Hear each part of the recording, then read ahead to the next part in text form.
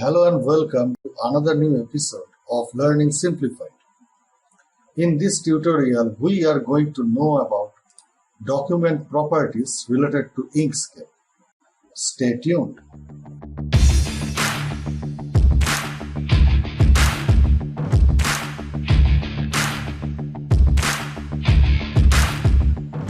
Now, as a graphics designer, the first thing that you need to know how to make changes related to your document. And in doing so, we need to know how to change the document properties of the current project that we are working on as far as the need of the project. Now, in doing so, the very first thing that we are going to do, first of all, head back to this file. And here you will be seeing this document properties. As you can see that there's a Shift Control D. This is the shortcut key to open this document properties. In case if you forget the shortcut keys, then head back to this file, and this is the document properties. Now here comes the dialog box which tells us all. Another thing, if we just head back into this extreme right arrow, and if we click on it, we can see that the document property box is now gone. But if we return to file and open up this document properties, we can see that there's practically no such dialog box currently is now popping up. This is due to the fact that this dialog box is practically shrinked here. There it goes. This is the document properties.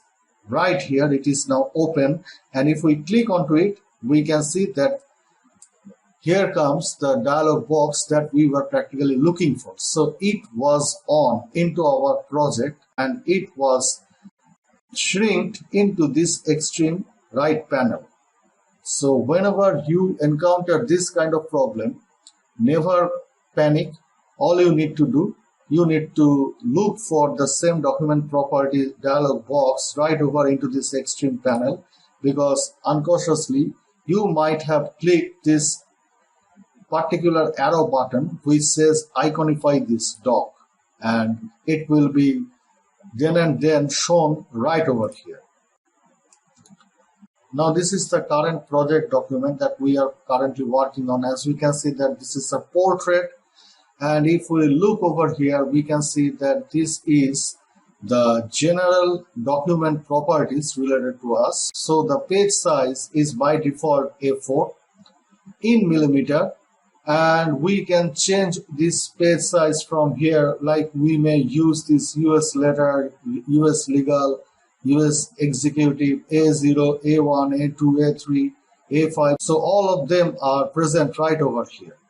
Now other thing, we may change the alignment of this individual document. We may change the orientation of this individual document. Instead of this portrait view, we may use this landscape view, and we can see that whenever we select this landscape mode at once, the document is now ready to go in a landscape mode.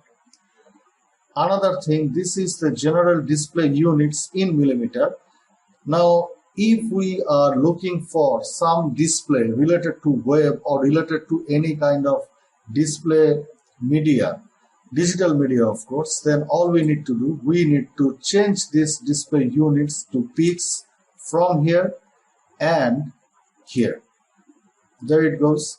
Now all those dimensions are practically being depicted as a pixelated format, and we can change this different dimensions to right over here like this. Instead of this 1122.51969, we may use the document that we wish to use, like this is the 1920 pix, and this will be instead 1080 pix. So this is a standard display for any kind of web related image or graphics. So you may make all those additional changes right over here, but always remember to keep them matched. These units should be matched into this custom size unit and into this general display units. Both of these units should tally or should match each other. And as I said, instead of landscape, we may use here this portrait format, or we may use this landscape. Another thing, in some cases, we might want to remove this particular border, and in fact all this border shadow that we are seeing right over here.